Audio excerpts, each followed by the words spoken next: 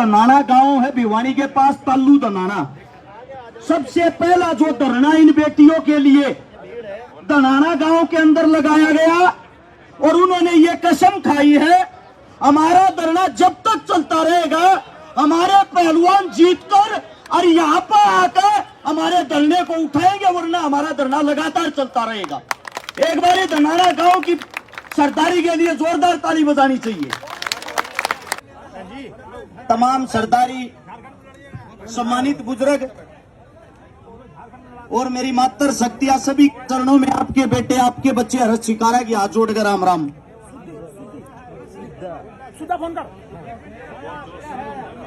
बाबूजी, बाबूजी, हेलो, एक बार हमने बोल लेने दो। यो माइक आते दे दे, हमें लड़े लो। सबसे पहले तो अभी मेरे अंकल जी पिता समान सुरेश को माइक पकड़ के बताने लाग रहे थे, गाड़ा भोकन भोकन भाषण देना हो कि मैं समझान भी आओ। मेरे अंकल जी ने सोमा के सोए तोड़ बता दिया था। अब यो समाधान न्यू होगा, न्यू नहीं तो न्यू करना है। ये तो हमारे बड़े हैं, इतना जोश इस जवानी में हमारे में आज भी नहीं है जितना जोश हमारे बुजुर्गों में। कम से कम इनका ईमान सम्मान कर लो यार। इनके मवान दौड़े हो रहे थारे संघर्ष के मारे। हाथ जोड़कर विनती है कि बात समझने और सुनने की कोशिश करना। फैसले तो लेंगे हमारे बड्डे, जो भी इनका फैसला होगा हमारे लिए वो सर्वमान्य है। लेकिन उससे दूसरा कुछ बातें ऐसी हैं जिनमें युवाओं को बदलाव करना पड़ेगा। एक सोशल मीडिया पर एक नई पढ़ाई चल रही है, एक नई यूनिवर्सिटी खोल ली है, जिसने कहा अगर फेसबुक या यूनिवर्सिटी या किसने खोली है, सरकार की आईटी सेल ने, और इसने सबसे मजबूत मीडिया कर रही है।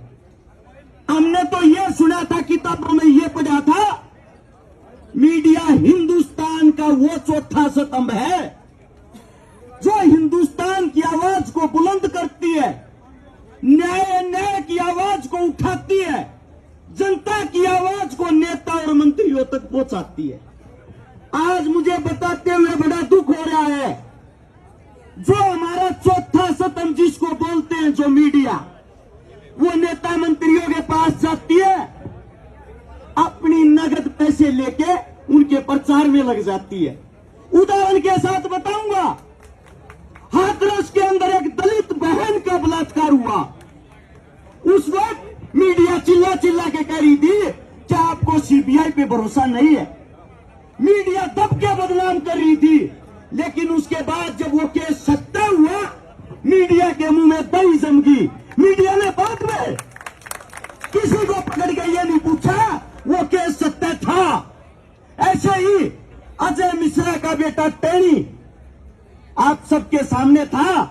अरे शर्म आती है ये बताते हुए, जब एक हमारी बेटी अभी साक्षी ने इंटरव्यू दिया था, चैलेंज के साथ हमारा नार्को करवाओ और साथ में उस गुंडे का नार्को करवाओ, अगर हम गलत हुए हमें फांसी दो, वो गलत हुए उसको फांसी दो। उसके बाद भी लोग क्या कहते हैं, ये तो विपक्ष के आदमी है। पहले तो हमें यह बताएं हमारा पक्ष कौन सा है। कुछ लोग जो हमें जातियों में बांटते हैं, सबसे पहले तो हमारा इतिहास पढ़े। जिस जाति को आप बदनाम कर रहे हो, उसी जाति के बेटे बॉर्डर के ऊपर सबसे ज्यादा शहादत देते हैं।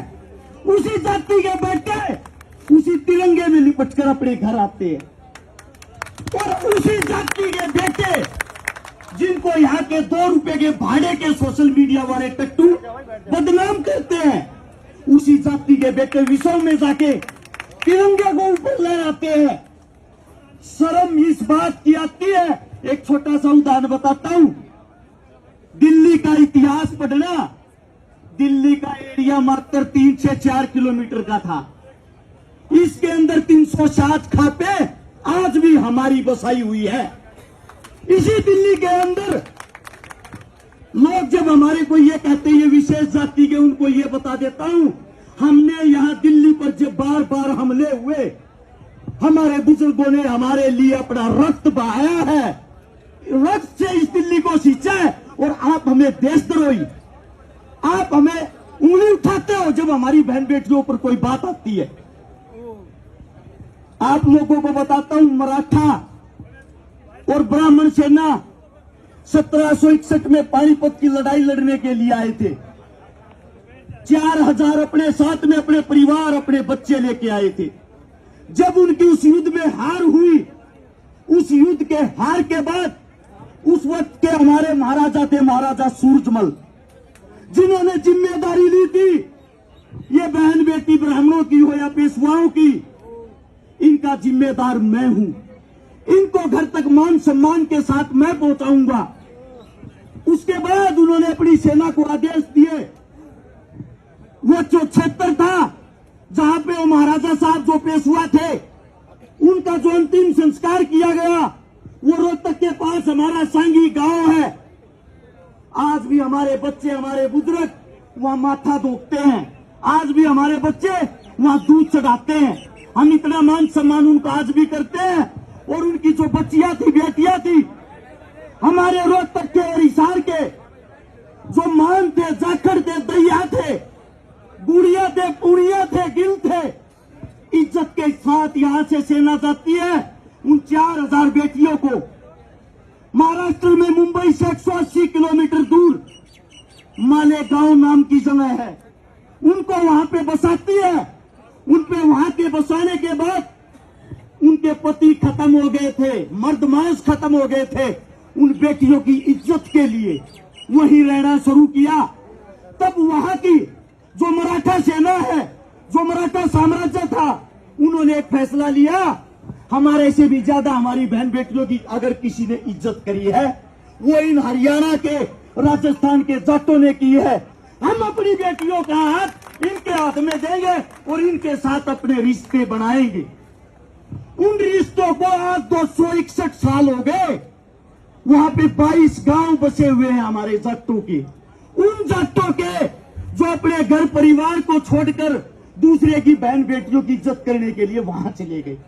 हमारे लिए सभी बहन बेटियां हमारी है, हम सबके हक की लड़ाई लड़ रहे हैं। और जो कहता है ये विशेष जाति की है, सबसे पहले तो आपको एक बात बता दूं, जो इस पर आरोप लगे हुए उसमें 3 बेटियां राजपूत भी हैं। जो इस पर आरोप लगे हुए हैं, इसने 302 में एक ब्राह्मण को भी मार रखा है। जो इस पर आरोप लगे हुए हैं, इन्हें दाऊद जैसे आतंकवादी को भी फना दे रखी है। तो ये लड़ाई अकेली एक जाति की कैसे हो गई? लड़ाई है न्याय और अन्याय की। इस बात को आप लोगों को समझना पड़ेगा और मेरे युवाओं को इस चीज का प्रचार करना पड़ेगा। आज भी आप लोग एक गुंडे का पक्ष लेते हो और ये इज्जत किसकी, वो भी बता देता हूं। नरेंद्र मोदी साहब ने एक इंटरव्यू में कहा था, विनेश फोगाट मेरी बेटी है, मेरे परिवार की है। अरे मोदी साहब, हाथ जोड़ के आपसे ये कहता हूं, उस आप ही की बेटी के ऊपर ये मजबूरी आई हुई है। अरे प्रधानमंत्री साहब, अपनी तो बेटी की इज्जत का ख्याल कर लो। ये आपकी बेटी है। आपने चिल्लाते हुए कहा था, नहीं कहा था कि विनेश मेरी बेटी है? सुना होगा आप लोगों ने। आप ही की बेटी न्याय की भीख मांग रही है आपसे। कम से कम अपनी बेटी का तो न्याय कर दो। इससे ज्यादा तो हमारे पास बोलने के लिए शब्द ही नहीं है। एक प्रधानमंत्री की बेटी के साथ अन्याय, ये कैसे हो सकता है? और धृतराष्ट्र की तरह आप आंखें बंद करके कैसे चुप रह सकते हो? इस देश में इससे बड़ा अन्याय कोई नहीं हो सकता। नोट कर लेना, इस देश में इससे बड़ा अन्याय कोई नहीं हो सकता। और जो भी हमारे बुजुर्ग फैसला लेंगे, मैं भी मेरे अंकल की बात से सहमत हूं। 21 तारीख में फैसला आर पार का होना चाहिए। इनका जुलूस मत कटवाओ बैठा के। अब बोलते नहीं है, ये मट्टी में खेलनी है पहलवान है, और गारंटी देता हूं मट्टी में मिला देंगे, मट्टी में मिला देंगे। ये शब्द गलत निकले हो मुंह से, उसके लिए माफी चाहता हूं। आप सभी के चरणों में बोलने का मौका मिला, आप सभी का धन्यवाद। राम राम, जय हिंद। बहुत बहुत धन्यवाद भाई अरस।